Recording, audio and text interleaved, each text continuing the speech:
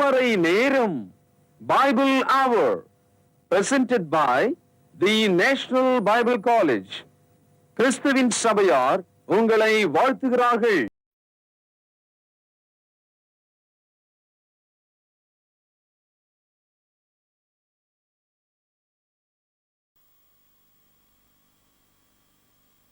வாழ்த்துக்கள். திருமறை நேரம் நேயர்களே, இயேசு கிறிஸ்துவின் இனிய நாமத்திலே உங்கள் யாவரையும் அன்போடு வரவேற்கிறோம். பிரியமானவர்களே, திருமறைக்கு திரும்புவோம், பேக் டு த பைபிள் இந்த தொடரில் சந்திப்பதில் மகிழ்ச்சி அடைகிறோம். பிலிப்பிய நிருபத்தில் அப்போஸ்தலனாகிய பவுல் நாம் இயேசு கிறிஸ்துக்குள்ளான ஒரு சந்தோஷத்தோடு வாழ்வதற்கான வழிகளை சொல்றார்.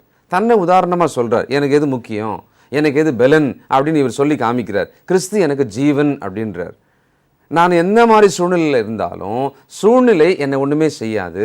ஏன்னா அதில் இயேசு கிறிஸ்து என்னை பலப்படுத்துகிறாரு. அந்த பலத்தை வச்சுட்டு நான் எல்லாத்தையுமே செய்வேன் அப்படின்றார். பசி, நிர்வாணம், நாசம், மோசம் இவை எல்லாமே நம்முடைய வாழ்க்கையில் வந்துகிட்டே தான் இருக்கும்.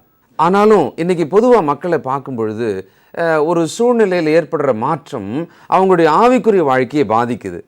அவங்க தன் உற்சாகத்தை இழந்துடுறாங்க.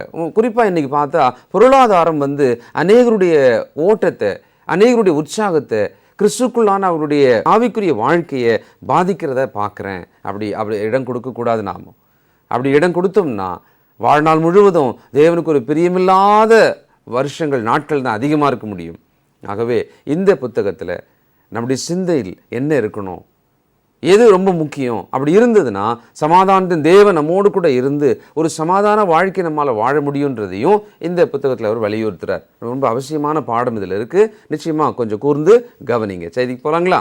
இந்த நாளில் நம்முடைய செய்தியாளர் தேசிய வேதாகம கல்லூரியினுடைய கல்வித்துறை தலைவர் டாக்டர் பீட்டர் சாலமன் ஐயா அவர்கள். வணக்கம் திருமறை நேர நேயர்களே, உங்கள் அனைவருக்கும் உருக்கமான என்னுடைய நெஞ்சார்ந்த புதிய நாள் வாழ்த்துக்கள். தொடர்ந்து நமது நிகழ்ச்சிகளை காலை 5:30 6 மணி வரை உலகளாவிய தமிழ் மக்கள் கர்த்தருடைய வார்த்தையை விசுவாசமாய் படித்து வருவதற்காக கடவுளுக்கு நான் நன்றி தெரிவிக்கிறேன். இது ஒரு பெரிய நெடுந்தொடர். இன்றைக்கு புதிய ஏற்பாட்டில் உள்ள பிலிப்பியருக்கு எழுதின நிருபத்தை நாம் படிக்க இருக்கிறோம். பிலிப்பியருக்கு எழுதிய இந்த நிருபத்தை பவுலடியார் சிறையிலிருந்து எழுதுகிறார். பவுலடியார் 13 நிருபங்களை எழுதியிருக்கிறார். ஆனால் எல்லா நிருபங்கள்லையும் கடுமையான விளாசல்கள், குற்றச்சாட்டுகள், குட்டுகள் வைக்கப்பட்டிருக்கும். ஆனால் பிலிப்பியருக்கு எழுதின இந்த ஒரு நிருபத்தில் மட்டும்தான் அளவில்லாத அன்பும் கனிவும் பாசமும் பொழிந்து வருவதை நம்மால் பார்க்க முடியும். இன்னும் கொஞ்சம் சொல்லப்போனால் இந்த புத்தகத்தில் பவுலடியார் தன்னுடைய ஆத்மார்ந்த நிலையை, தன்னுடைய அனுபவத்தை, தன்னுடைய நம்பிக்கையை மிக கூக்குரலோடு அதிக சத்தத்தோடு பேசுவதைப் போல நாம் இதை உணரலாம். பிலிப்பு பட்டணம் இயேசு கிறிஸ்து பிறப்பதற்கு 356 வருஷம் கிரேக்க நாட்டு மாவீரனும் அரசனுமாக இருந்த பிலிப்பு பேரரசனாலே ஸ்தாபிக்கப்பட்டது. கிரேக்கர்களுடைய ஆட்சிக்கு பிறகு ரோமர்கள் ஆட்சிக்கு வருகிறார்கள். ரோமர்கள் 168 வருஷம் கிறிஸ்துக்கு முன்னால் இந்த பிலிப்பு பட்டணத்தை ரோம நாட்டினுடைய இராணுவ தளவாட மையங்களாக மாற்றினார்கள். அதாவது மத்திய ஆசியா முழுவதையும் அவங்க ஆள்வதற்கு தங்களுடைய மிலிட்ரி பவரை, தங்களுடைய இராணுவ வல்லமையை அங்கே அவர்கள் கொண்டு வந்து வைத்தார்கள். அதனால் பிலிப்பு பட்டணத்தில் பாதி ரோமர்கள், பாதி யூதர்கள், வணிகர்கள். பெரும்பாலும் அது ஒரு இராணுவ சிப்பாய்கள் நிறைந்த ஒரு பட்டணமாக இருந்தது. இந்த பட்டணத்தில் பவுலப்போஸ்தலர் சீலா என்ற உடன் ஊழியரோடு சிறைப்பட்டார். சிறையில் அவர்கள் நடு இரவில் கர்த்தரை துதிக்கும்போது சிறை கதவுகள் திறந்தது. சிறையில் இருந்தவர்கள்லாம் ஓடி போனாங்க. அதை கண்ட சிறைச்சாலை தலைவன் என்ன செய்தான், தன்னையே கொல்ல தன்னுடைய கத்தி எடுத்து ஓங்கும்போது பவுல் அவனை பார்த்து, உனக்கு ஒன்றும் செய்து கொள்ள வேண்டாம், நாங்கள் இங்கே இருக்கிறோம் என்று சொன்னான். இவ்விதமாக அந்த கான்வர்சேஷன், அந்த பகுதி வளர்கிறது. ரட்சிக்கப்பட நான் என்ன செய்ய வேண்டும் என்று அவன் கேட்கும்போது பவுலும் சீலாவும் அவனுக்கு தேவனுடைய வார்த்தைகளை உபதேசித்து, கர்த்தராகிய இயேசு கிறிஸ்துவை விசுவாசி, அப்பொழுது நீயும் உன் வீட்டார் அனைவரும் ரட்சிக்கப்படுவீர்கள் என்று சொல்லி அவர்களுக்கு ஞானஸ்தானம் கொடுத்தான், அதுவும் நடு இரவிலே ஞானஸ்தானம் கொடுத்தான் என்ற ஒரு வரலாற்றை அப்போஸ்தலர் நடபடிகள் 16வது அதிகாரத்தினுடைய பிற்பகுதியிலே நாம் படிக்கிறோம். ஆக ஆரம்பத்தில் பிலிப்பு நாட்டு சபையானது பிலிப்பு நாட்டு சிறைச்சாலை தலைவனுடைய ஒரு குடும்பத்தின் வழியாக துவங்கிய ஒரு சபை. இந்த சபை அற்புதமாக வளர்ச்சி அடைந்தது. இந்த மக்களுக்கு பவுலடியார் ஒரு அற்புதமான கடிதத்தை எழுதுகிறார். அந்த கடிதம் 4 அதிகாரங்களுடைய ஒரு சிறிய புத்தகமாக இருக்கிறது. இந்த இடத்துல பவுலடியார் இந்த கடிதத்தில் ரொம்ப முக்கியமான ஒரு விஷயம் என்ன சொல்கிறாருன்னா, நீங்கள் ஐக்கியமாக இருக்க வேண்டும். கிறிஸ்து உங்களுடைய மெய்யான தாழ்மையின் மாதிரியாக இருக்கிறார். நீங்கள் மனுஷருக்கென்று ஒரு காரியத்தை செய்யாமல் தேவனுடைய பார்வையில் நல்ல காரியங்களை செய்யுங்கள். உங்களுடைய அழைப்பை திட்டமாக புரிந்து கொள்ளுங்கள். உங்கள் வாழ்க்கை நெறிமுறைகளை சுத்தமாக வைத்து கொள்ளுங்கள். உங்களுடைய நம்பிக்கையில் உறுதியாக இருந்து அந்த இலக்கை, அதாவது அந்த கோலை நீங்கள் முடிவு பண்ணும்படி அதற்காக சிறந்த ஓட்டம் ஒன்றை ஓடுங்கள் என்று சொல்கிறார். இந்த 4 அதிகாரங்களில் ரொம்ப சிறப்பாக 4 அதிகாரத்தை நம்ம பிரிக்கிறதா இருந்தால், முதல் அதிகாரத்தில் கிறிஸ்து எனக்கு ஜீவன், சாவு எனக்கு ஆதாயம் என்று சொல்கிறார். 2வது அதிகாரத்தில் நான் பின்பற்றக்கூடிய ஒரு மாதிரி கிறிஸ்து இயேசுவில் உள்ள சிந்தையே என்று சொல்கிறார். 3ஆம் அதிகாரத்தில் என்னுடைய வாழ்க்கையின் இலட்சியம் எப்படியாவது இயேசு கிறிஸ்துவை போல மரித்தோரிலிருந்து உயிரோடு எழுப்பப்படுவதை நான் விரும்புகிறேன் என்று சொல்கிறார்.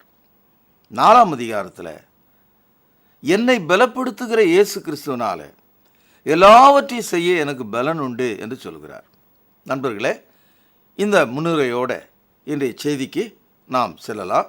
பிலிப்பியருக்கு எழுதிய நிருபம் 1வது அதிகாரம் 5வது வசனம், உங்களின் நற்கிரியை தொடங்கினவர் அதை கிறிஸ்துவின் நாள் பரியந்தமும் முடிய நடத்தி வருவார் என்று நம்பி நான் உங்களை நினைக்கிற பொழுதெல்லாம் என் தேவனை ஸ்தோத்திரிக்கிறேன். இப்போது கிறிஸ்தவ வாழ்க்கை இருக்க, அது கடையில் போய் ஒரு பொட்டலத்தை வாங்கின மாதிரியான வாழ்க்கை இல்லை. அது ஒரு வாழ்க்கை. எப்படி ஒரு திருமணத்தில் ஆணும் பெண்ணும் வாழ தொடங்கினா மரணம் வரைக்கும் அவங்க வாழ்ந்து தீரணும். அது மாதிரி கிறிஸ்தவ வாழ்க்கையில் சரீர மரணத்தை நாம் கடந்து செல்ல வேண்டும். ஆகவே உங்களிடத்தில் இந்த நம்பிக்கையை நற்கிரியை தொடங்கினவர் மரண பரியந்தமும் அதை நிறைவேற்ற வேண்டியது அவசியமாக இருக்கிறது. 1வது அதிகாரம் 10-11 வசனங்கள், தேவனுக்கு மகிமையும் துதியும் உண்டாகும்படி இயேசு கிறிஸ்துவினால் வருகிற நீதியின் கனிகளால் நிறைந்தவர்களாகி நீங்கள் கிறிஸ்துவின் நாளுக்கென்று துப்புரவானவர்களும், துப்புரவு என்று சொன்னால் மிகவும் சுத்தமானவர்கள், இடரல் அற்றவர்களாகவும் எந்த விதமான இடர்கள் ஏற்படாமலும் இருக்க வேண்டும் என்று வேண்டிக் கொள்கிறேன். பவுலடியார் தான் சிறையில் இருப்பதை, தான் சங்கிலிகளால் கட்டப்பட்டிருப்பதை ஒரு கேவலமாக நினைக்கல. ஏன்னா அவருடைய மனசில் அவர் எந்த ஒரு குற்றமும் செய்தவர் அல்ல. ஒரு காலம் அந்த சிறையில் கொலைக்காரர்களும் கொள்ளைக்காரர்களும் குற்றங்கள் செய்தவர்களாக தண்டனை பெற்றிருப்பாங்க. அவங்களுக்கு தண்டனையும் அவங்க மனசாட்சியில் அவர்களுடைய குற்றங்களும் இருக்கிறது. ஆனால் பவுலடியார் சிறையில் இருந்தபோது ஒரு காலம் அவர் சிறையில் இருந்தாரே தவிர அவருடைய மனது சிறையில் இல்லை. அவருடைய மனது குற்றத்தில் இல்லை. There is no guilt in the heart of Paul, even though he was in prison. அதனால் என்ன சொல்கிறார் பாருங்கள், 12-13 வசனங்கள், சகோதரரே, எனக்கு சம்பவித்தவைகள் சுவிசேஷம் பிரபலமாகும்படிக்கு ஏதுவாயிற்று என்று நீங்கள் அறிய மனதாக இருக்கிறேன். அரண்மனை எங்கும் உள்ளவர்களுக்கும் மற்ற யாவருக்கும் என் கட்டுகள் கிறிஸ்துக்குள்ளான கட்டுகள் என்று வெளிரங்கமாயிருக்கிறது. அதாவது பவுலடியார் ஏன் சிறையில் இருக்கிறார்னா, அதுவே சுவிசேஷம் பிரபலமாவதுக்கு அது ஒரு வாய்ப்பாக இருக்குதான். அது மாத்திரம் இல்லை, பவுலப்போஸ்தலர் ஏன் சிறையில் இருக்கிறார்னா, அது தேவனுடைய வார்த்தையை மகிமைப்படுவதற்காக. அந்த சிறையில் இருக்கிற எல்லா மக்களும் வசனத்தை கேட்பதற்கு ஒரு வாய்ப்பாக அமையும்படி அரண்மனை எங்கும் உள்ளவர்களும், அந்த ரோமனுடைய அந்த தலைமை இடத்துல ரோமாபுரியில் இருந்த மாபெரும் சிறைச்சாலையில் பவுலடியார் இருப்பது அந்த பேரரசன் கீழே இருக்கிற சகல சிப்பாய்களுக்கும் அரண்மனையில் வேலை செய்கிறவர்களுக்கும் தேவனுடைய வார்த்தையை கேட்பதற்கு ஒரு வாய்ப்பாக இருக்கிறது எவ்வளோ அற்புதமான ஒரு உணர்வு. அநேக சமயங்களில் நம்முடைய வாழ்க்கையில் நம்ம துன்பப்படும் போதும், ஒரு மூலையில் தள்ளப்படும் போதும், அல்லது வாழ்க்கையில் நம்மை வெறுத்து ஒதுக்கி விடும்போதும், நாம் அந்த மூலையை குறித்தோ, ஒதுக்கப்பட்ட இடத்தை குறித்தோ, விழுந்த இடத்தை குறித்தோ கவலைப்படாமல், அந்த இடத்திலிருந்தும் நாம் தேவனுடைய வார்த்தையை பிரபலமாக படுத்துவதற்கும் சொல்வதற்கும், நல்ல சாட்சியின் வழியாக தேவனுடைய நாமம் மகிமைப்படுவதற்கும் ஏற்றதாக இருக்கிறது என்று நீங்கள் எண்ணிக்கொள்ளுங்கள். இந்த அதிகாரத்தில் தான் கிறிஸ்து எனக்கு ஜீவன், சாவு எனக்கு ஆதாயம் சொல்கிறார். இது பிலிப்பியர் 1வது அதிகாரம் 21வது வசனம். ஆதாயம்னா என்ன அர்த்தம்? ஆங்கிலத்தில் கெயின். கெயின்னா லாபம்னு அர்த்தம். சாவு எனக்கு லாபமாக இருக்கிறது. கிறிஸ்தவ வாழ்க்கை பாருங்க, சாவு நஷ்டமா இல்லை, லாபம்னு சொல்றார். ஏனென்றால் என்னுடைய மெய்யான வாழ்வு கிறிஸ்துவாக இருக்கிறார். அதனால் சொல்றாரு, கிறிஸ்து எனக்கு ஜீவன், சாவு எனக்கு ஆதாயம். நண்பர்களே, இந்த நாட்களில் பார்த்தீங்கன்னா இந்த மத வியாபாரிகள், மத எதிரிகள், மத துரோகிகள், இந்த பரிசுத்தாவின் அபிஷேகத்தை விற்கிறவர்கள், கூடு விட்டு கூடு பாயக்கூடியவர்கள், ஆட்டுத்தோலை போர்த்தி கொண்டு வருகிற ஓனாய் போன்ற மக்கள் இயேசு கிறிஸ்துவனுடைய சுவிசேஷத்தை எப்படி வேணாலும் பொய் சாட்சி கொடுக்கலாம், எப்படியோ ஆண்டவருடைய நாமம் மகிமைப்படுது இல்லையா அப்படின்னு ஒரு கற்பனையோடு இருக்கிறாங்க. அப்படிப்பட்ட மக்கள் பயன்படுத்துகிற ஒரு வசனம் இந்த 1வது அதிகாரத்தில் இருக்குது. என்ன சொல்கிறாரு? 1வது அதிகாரம் 14-15 வசனங்கள். சகோதரில் அநேகர் என் கட்டுகளோடு கர்த்தருக்குள் திடன் கொண்டு பயமில்லாமல் திருவசனத்தை சொல்லும்படி அதிகமாய் துணிந்திருக்கிறார்கள். சிலர் பொறாமையினாலும் விரோதத்தினாலும் சிலர் நல்மனதினாலும் கிறிஸ்துவை பிரசங்கிக்கிறார்கள். 18ஆம் வசனம். இதனால் என்ன? வஞ்சகத்தினாலாவது உண்மையினாலாவது எப்படியாவது கிறிஸ்து அறிவிக்கப்படுகிறார், அதனால் சந்தோஷப்படுகிறேன், இன்னமும் சந்தோஷப்படுகிறேன். இதை தான் அடுத்து நம்ம அண்ணன்மார்கள் தினமும் சொல்லிகிட்டு இருக்காங்க. இந்த பிரிவினைவாதிகள்லாம் இந்த வசனத்தை கொண்டு தான் தங்களை பலப்படுத்திக்கிறாங்க. பவுலடியார் என்ன சொல்ல வராருன்னா, உனக்கு பொறாமை இருக்கலாம், உனக்கு விரோதம் இருக்கலாம், அது உன்னோட போட்டோம், ஆனால் நீ சொல்கிற சத்தியம் சத்தியமாக இருக்கணும். பவுலடியார் காலத்தில் சிலர் பொறாமையினாலும் விரோதத்தினாலும் பண ஆசையினாலும் கூட சுவிசேஷத்தை சொல்லியிருப்பாங்க. ஆனால் சுவிசேஷத்தை கரெக்டாக சொல்லிட்டாங்க. அவங்களுடைய குணம் தான் இந்த மாதிரிலாம் இருந்தது, அதுக்குரிய பலனை அவன் அடைவான். ஆனால் இன்னைக்கு எப்படின்னா, நாம் நல்லவர்களாகவும் நாம் சொல்கிற சுவிசேஷம் குறைவானதாகவும் இருக்குது. அதை தலைகீழாக நீங்கள் புரிந்து கொள்ளக்கூடாது. 1 தெசலோனிக்கேயர் 2வது அதிகாரம் 3வது வசனம் சில வார்த்தைகளை நான் வாசிக்கிறேன். எங்கள் போதகம் வஞ்சகத்தினாலும் துராசையினாலும் உண்டாகவில்லை, அது கபடம் உள்ளதாயும் இருக்கவில்லை. சுவிசேஷத்தை எங்களிடத்தில் ஒப்புவிக்கத்தக்கதாய் தேவன் எங்களை உத்தமர் என்று எண்ணியபடியே நாங்கள் மனுஷருக்கு அல்ல, எங்கள் இருதயங்களில் சேவிக்கிற தேவனுக்கே பிரியம் உண்டாக பேசுகிறோம். அதனால் சத்தியத்தை நாம் சொல்லும்போது அதில் எந்த குறையும் வைக்கக்கூடாது.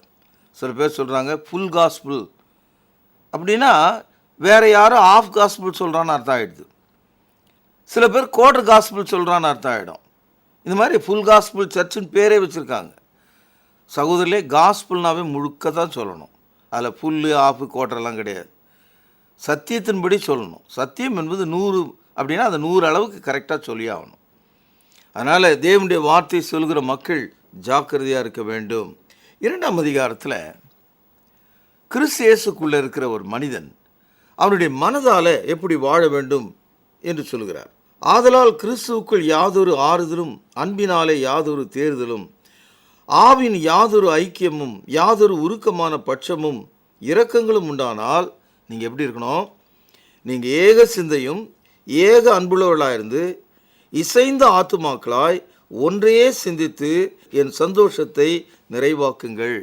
இப்போ பார்த்தீங்கன்னா ஒரு காரியத்தை செய்யணும்னா அது தனி மனிதர்கள் மத்தியில், குடும்பத்தில், சமுதாயத்தில், மாநில அரசாங்கத்தில், மத்திய அரசில் பார்த்தீங்கன்னா எல்லாம் ஒன்றுக்கு ஒன்று வாது பிராது ஏட்டிக்கு போட்டி இப்படியே சொல்லி கடந்த 65 ஆண்டுகளாக இந்த நாட்டை வளர விடாமல் உலக அரங்கில் நம்முடைய நாடு 135வது இடத்துல இருக்கிறது. நமக்கு பிறகு சுதந்திரம் அடைந்த நாடுகள்லாம் கூட ரொம்ப அற்புதமான நிலையில் இருக்குது. இதுக்கு என்ன காரணம்னா, இங்கே இருக்கிற மக்கள் ஒன்றையும் ஒருத்தன் நல்லது செஞ்சால் அவன் பாராட்ட மாட்டான், இவன் கட்டின பாலத்தை அவன் இடிப்பான், அவன் போட்ட திட்டத்தை இவன் ஏற்றுக்க மாட்டான். இப்படியே போட்டி போட்டுன்னு வந்தால் இந்த நாடு எப்படி முன்னேறும், இந்த சமுதாயம் எப்படி முன்னேறும், இந்த தனி மனிதர்கள் எப்படி முன்னேறுவார்கள்?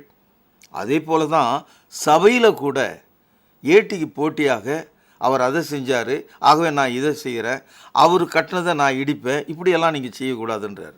பாருங்கள், 2ஆம் அதிகாரம் 3வது வசனம். ஒன்றையும் வாதினாலாவது வீண் பெருமையினாலாவது செய்யாமல் மனத்தாழ்மையினாலே ஒருவருக்கொருவர் தங்களிலும் மேன்மை உள்ளவர்களாக எண்ண கடவீர்கள். பார்த்தீங்களா, இன்றைக்கி இந்த காவேரி தண்ணி நமக்கு வரலன்றோம். கடந்த 20 ஆண்டுகளில் ஆளுங்கட்சிகளாக இருந்தவங்க, இவன் ஆளும்போது அவங்களோட சேர்ந்து போக மாட்டான், அவங்க ஆளும்போது இவன் சேர்ந்து போக மாட்டான். இப்படியே போனதுனால மத்திய அரசும் கை கழுவிடுச்சு. அதனால தான் நமக்கு தண்ணியும் கிடைக்கல. அதனால் ஒன்றையும் என்ன செய்யக்கூடாதான், வாதினாலாவது வீண் பெருமையினாலாவது நீங்கள் செய்யக்கூடாது. இதை கேட்டுக்கொண்டிருக்கிற எந்த ஒரு மனிதனும் தேவனுடைய வார்த்தை, பரிசுத்தாவினுடைய சொற்கள் எவ்வளோ ஆழமாக, நியாயமாக, பரிசுத்தமாக நம்மை வாழ்விக்கக்கூடிய ஒரு வார்த்தையாக ஒரு தனி மனிதனுடைய வாழ்க்கையில் மட்டுமல்ல, ஒரு சமுதாய புரட்சியை உருவாக்கக்கூடியதாக, ஒரு தேசத்தை நிமிர்த்தி செய்ய உட்காரக்கூடியதாக இருக்கிறது என்று நாம் பார்க்கிறோம். அதனால தான் 5வது வசனத்தில் இப்படி சொல்கிறாரு, கிறிஸ்து இயேசுவில் இருந்த சிந்தையே உங்களிலும் இருக்க கடவுது. சிந்தை என்பதுக்கு ஆங்கிலத்தில் மைண்டு.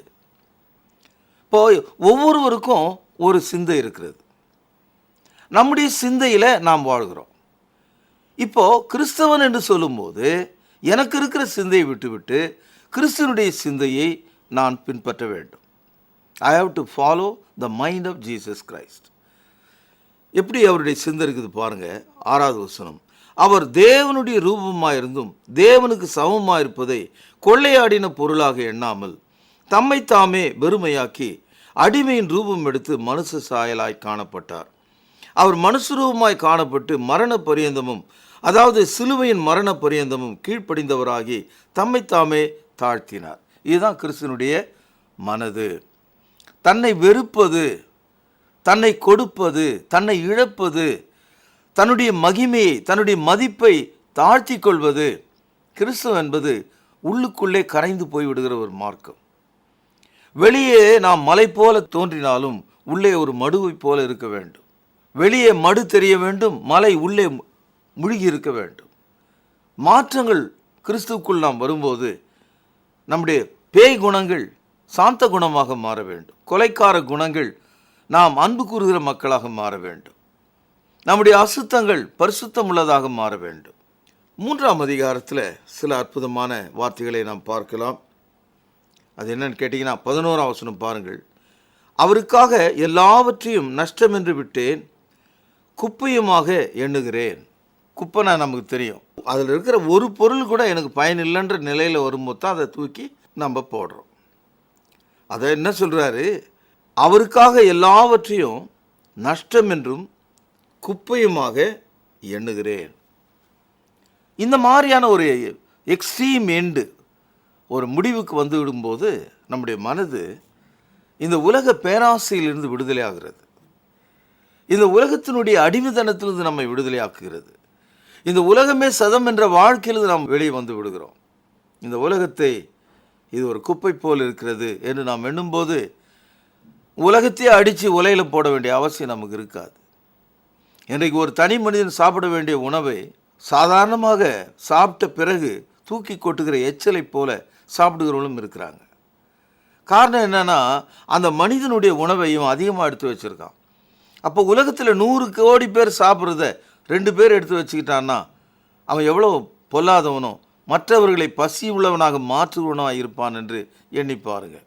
அதனால் இந்த உலகத்துக்கு வெள்ளி பொண்ணு அல்லது விளைச்சல்கள், தண்ணீர், இந்த உலகத்தில் எந்த ஒரு பொருளாக இருந்தாலும் எவ்வளோ நாம் சாப்பிட்ணுமோ, எவ்வளோ நம்ம அனுபவிக்கணுமோ, எவ்வளோ காலத்துக்கு நம்ம அதை செய்யணுமோ அவ்வளோதான். இதெல்லாம் சுரண்டி எடுத்துகிட்டு போயிட்டு பிரமிடு மாதிரி உன்னை கட்டி அங்கே வச்சுட்டு நம்ம எப்போவுமே இருக்க போகிறது கிடையாது.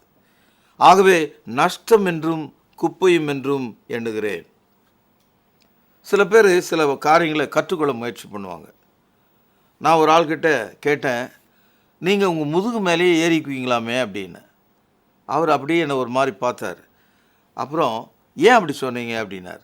இல்லை, நீங்கள் யோகா மாஸ்டர்னு கேள்விப்பட்டேன், நீங்கள் இந்த 2 காலையும் தூக்கி அப்படியே கழுத்துக்கு பின்னால் போட்டுக்கிட்டு அப்படியே உருண்டு என்னென்னமோ பண்ணுறீங்க, அதனால் அந்த மாதிரி கேட்டேன், நீங்கள் உங்கள் முதுகு மேலேயே ஏறிக்குவீங்களான்னு கேட்டேன் அப்படின்னு.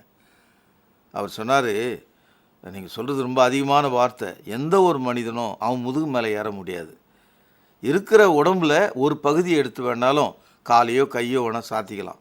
எந்த ஒரு மனுஷனும் முதுகு மேலே ஏற முடியாது. அது மாதிரி வாழ்க்கையில் நம்ம யாருமே முதுகு மேலே ஏற முடியாது. ஆனால் வாழ்க்கையில் மரணத்துக்கு பிறகு வாழ்கிற ஒரு வாழ்க்கையை இயேசு கிறிஸ்து மூலமாக நீங்கள் அடைய முடியும். உங்கள் முதுகில் நீங்கள் ஏறலனாலும் பரவாயில்ல, இயேசு கிறிஸ்துனுடைய முதுகின் மேலே நீங்கள் ஏறிக்கலாம். அவர் தன்னுடைய முதுகை உங்களுக்காக கொடுத்திருக்கிறார். எப்படி ஒரு விவசாயி தன்னுடைய நிலத்தை ஆழ உழுவதற்காக ஏறிக்கொண்டு அந்த மண்ணை கிளறி ஆழமாக விழுகிறானோ, அவ்விதமாக இயேசு கிறிஸ்து சிலுவையில் நமக்காக பாடுபட்டிருக்கிறார். அவருடைய காயங்களாலே நாம் சுகமாகலாம், நாம் பிழைத்து கொள்ளலாம். அதனால தான் பவுலடியார் சொல்கிறாரு, என்னுடைய வாழ்க்கையின் லட்சியம் இதுதான். என்ன என்னுடைய லட்சியம்? 3வது அதிகாரம் 21வது வசனம். அவர் எல்லாவற்றையும் தமக்கு கீழ்ப்படுத்தி கொள்ளத்தக்கதாக தம்முடைய வல்லமையான செயலின்படியே நம்முடைய அற்பமான சரீரத்தை தம்முடைய மகிமையான சரீரத்துக்கு ஒப்பாக மறுரூபப்படுத்துவார். இந்த அற்பமான சரீரத்தை நீங்கள் உங்கள் முதுகில் ஏறிக்கலனாலும் நீங்கள் இயேசுவின் முதுகின் வழியாக பரலோகத்துக்கு சென்று விட முடியுமா? அற்பமான இந்த சரீரத்தை மகிமையின் சரீரமாக மாற்றுவார். இதைத்தான் பவுலடியார் விரும்புவதாக சொல்கிறார். அதை 3ஆம் அதிகாரம் 10வது வசனத்திலே நாம் படிக்கலாம். இப்படி நான் அவரையும் அவருடைய உயிர்த்தெழுதலின் வல்லமையும் அவருடைய பாடுகளின் ஐக்கியத்தை அறிகிறதுக்கும் அவருடைய மரணத்துக்கொப்பான மரணத்துக்குள்ளாகி எப்படியாயினும் நான் மரித்தோரிலிருந்து உயிரோடு எழுப்பப்படுவதற்கு தகுதியாகும்படிக்காகவும், இப்போ தான் அந்த வார்த்தை வருது பாருங்கள், அவருக்காக எல்லாவற்றையும் நஷ்டம் என்று விட்டேன், குப்பையுமாக எண்ணுகிறேன். இந்த கான்செப்ட், இந்த முடிவான இந்த வார்த்தை எப்பொழுது அவர் சொல்கிறார்னா, மரித்தோரிலிருந்து உயிரோடு எழுப்பப்படுவதற்கு நான் தகுதி அடைய வேண்டும் என்பதற்காக எல்லாவற்றையும் நஷ்டம் என்றும் குப்பையுமாக எண்ணுகிறேன். முடிவுரையாக என்ன சொல்கிறார்? 4வது அதிகாரம் 4வது வசனத்தில், கர்த்தருக்குள் எப்பொழுதும் சந்தோஷமாக இருங்கள், சந்தோஷமாக இருங்கள் என்று உங்களுக்கு சொல்கிறேன். எப்படிங்க நான் சந்தோஷமாக எப்போவுமே இருக்க முடியும்?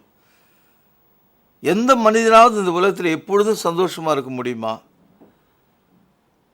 தங்களுடைய மூளை வேலை செய்யாமல் இருக்கிற பைத்தியம் என்று சொல்கிறாங்களே, அவங்க கூட ஒரு சந்தோஷத்தை அனுபவிக்கலையே. அப்படின்னா மெய்யான சந்தோஷத்தை எப்படி அடைய முடியும்? அதுக்கு ஒரு சின்ன ஃபார்முலா சொல்கிறார். 4வது அதிகாரம் 8ஆம் வசனத்தை பாருங்கள். கடைசியாக சகோதரரே, 1 உண்மை உள்ளவைகள் எவைகளோ, 2 ஒழுக்கம் உள்ளவைகள் எவைகளோ, 3 நீதி உள்ளவைகள் எவைகளோ, 4 கற்புள்ளவைகள் எவைகளோ, 5 அன்புள்ளவைகள் எவைகளோ, 6 நற்கீர்த்தி உள்ளவைகள் எவைகளோ, 7 புண்ணியம் எதுவோ, 8 புகழ் எதுவோ, இவைகளையே சிந்தித்து கொண்டிருங்கள். இந்த 8 காரியங்கள் மூலமாக நிலையான சந்தோஷத்தை நீங்கள் பெற்றுக்கொள்ள முடியும். நிலையான ஒரு சந்தோஷத்துக்குள்ளே வாழ முடியும். 4வது அதிகாரம் 13வது வசனம், என்னை பலப்படுத்துகிற கிறிஸ்துவினாலே எல்லாவற்றையும் செய்ய எனக்கு பலன் உண்டு. இது ஒரு ஆப்போசிட்டான வார்த்தை. பவுலடியார் ஜெயிலில், கொடுமையான ஒரு சிறைச்சாலையில், பெருச்சாளிகள் மத்தியில், ஒருவேளை உணவோடு சகல விதமான கஷ்டங்களை அந்த காலத்தில் அனுபவிச்சுட்ருக்கார். ஆனால் இப்போ இவர் சொல்கிறாரு, என்னை கிறிஸ்து பலப்படுத்துகிறார், ஆகவே எதையும் நான் செய்யவேன். எப்படி அவரால் செய்ய முடியும்? ஜெபம் பண்ண முடியும், இந்த மாதிரி ஒரு நிருபத்தை எழுதி அனுப்ப முடியும். சகோதரி, நீங்கள் எந்த நிலையில் இருந்தாலும் உங்களால் கூட இந்த வார்த்தையை பயன்படுத்தி கொள்ள முடியும். என்னை பலப்படுத்துகிற கிறிஸ்துவினாலே எல்லாவற்றையும் செய்ய எனக்கு பலன் உண்டு.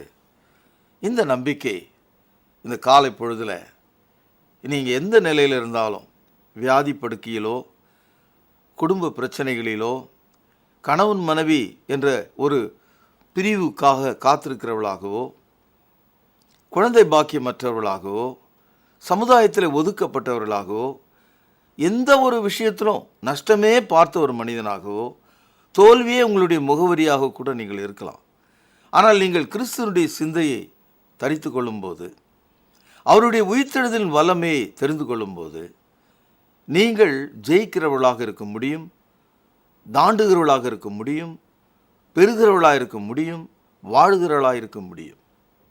நண்பர்களே, இந்த காலை பொழுதில் உங்களுக்கு நான் எடுத்து காண்பித்த இந்த பிலிப்பியருக்கு எழுதின நிருபம், எல்லா வசனங்களையும் நான் எடுத்து காண்பிக்க எனக்கு நேரம் இல்லை. ஆனாலும் மிக சூடாக இருக்கிற ஒரு காப்பியை காலையில் குளிர் வேளையில் கொடுத்தா எவ்வளோ சந்தோஷமாக இருக்கும் இல்லையா? அந்த மாதிரி இன்று காலையில் நீங்கள் கேட்ட இந்த அற்புதமான வசனங்கள் உங்களை வாழ்விக்க வேண்டும். இந்த நாள் உங்களுக்கு வெற்றி அளிக்க வேண்டும். நீங்கள் நல்ல ஈவுகளை கொடுக்கிற, நீதியால் நிறைந்த கனிகளை கொடுக்கிற மக்களாக வாழ வேண்டும் என்று சொல்லி, நாளை காலை இதே நேரத்தில் உங்களை சந்திப்பேன் என்ற வாக்குறுதியோடு இன்றைய செய்தியை நான் நிறைவு செய்கிறேன். கடவுள் நம்மை ஆசீர்வதித்து காக்க கடவர். ஜெபம் பண்ணுவோம். மகா பரிசுத்த நிறைந்த எங்கள் அன்பான தகப்பனே, கிறிஸ்து எனக்கு ஜீவன், சாவு எனக்கு ஆதாயம். ஆண்டவரே, எவ்வளோ வல்லமையான ஒரு வார்த்தை. அந்த வல்லமையான வார்த்தை எங்கள் வாழ்க்கையில் இருக்க வேண்டும் என்று நான் செபிக்கிறேன். கேட்கிற யாவரையும் பலப்படுத்தும். ஆண்டவர் இயேசுவின் நாமத்திலே ஜெபத்தை கேளும் ஜீவனுள்ள எங்கள் நல்ல பிதாவே, ஆமென். ஆண்டவராகிய இயேசு கிறிஸ்துவின் இனிய நாமத்திலே திருமறை நேர நேயர்களுக்கு வாழ்த்துக்கள். இந்த நேயர்களே, சந்தோஷத்தின் நிருபமாகிய பிலிப்பிய நிருபத்தை பற்றி படித்தீர்களா? பவுல் சிறைச்சாலையில் இருந்தாலும் கூட கிறிஸ்துவுக்குள்ளாக எவ்வளோ சந்தோஷமாக இருந்தார், எவ்வளோ நம்பிக்கையாக இருந்தார். தன் சாவை கூட ஆதாயம் என்று சொல்லுகிறார். என்னை பலப்படுத்துகிற கிறிஸ்துவினாலே எல்லாவற்றையும் செய்ய எனக்கு பலன் உண்டு என்று சொல்லுகிறார். பிரியமானவர்களே, உலகத்தில் சுதந்திர பறவைகளாக இருக்கிற நாம் எவ்வளோ சந்தோஷமாக இருக்க வேண்டும். சிறைச்சாலையிலிருந்து எழுதுகிற நிருபம் கூட சந்தோஷத்தை பற்றி அதிகமாக சொல்லுகிறார். இந்த நாளிலே கிறிஸ்துவுக்குள்ளான சந்தோஷத்தை நாம் அனுபவிப்போம், பிறருக்கும் அதை பகிர்ந்து கொடுப்போம். இந்த நாளிலே நீங்கள் கேட்ட பிலிப்பியர் நிருபத்திலிருந்து உங்களுக்கான பரிசு கேள்வி இதுதான். நாம் சந்தோஷமாக இருக்க சிந்திக்க வேண்டிய 8 காரியங்கள் எவை? என்ன நேயர்களே, கேள்வி புரிந்ததா? எழுதி கொள்ளுங்கள். நாம் சந்தோஷமாக இருக்க நாம் சிந்திக்க வேண்டிய 8 காரியங்கள் எவை? இந்த கேள்விக்கான பதில் இன்று கேட்ட செய்தியிலேயே இருக்கிறது, பைபிளில் இருக்கிறது. வசன குறிப்போடு சரியான பதிலை எழுதுங்கள். தேவ கிருபையும் சமாதானமும் இந்த நாள் முழுவதும் உங்கள் அனைவரோடும் கூட இருப்பதாக. தொடர்பு கொள்ள வேண்டிய முகவரி: திருமறை நேரம், 58 சர்ச் தெரு, குமரன் நகர், சென்னை 6,82,000. தொலைபேசி எண் 044255008882. செல்போன் 9385500882.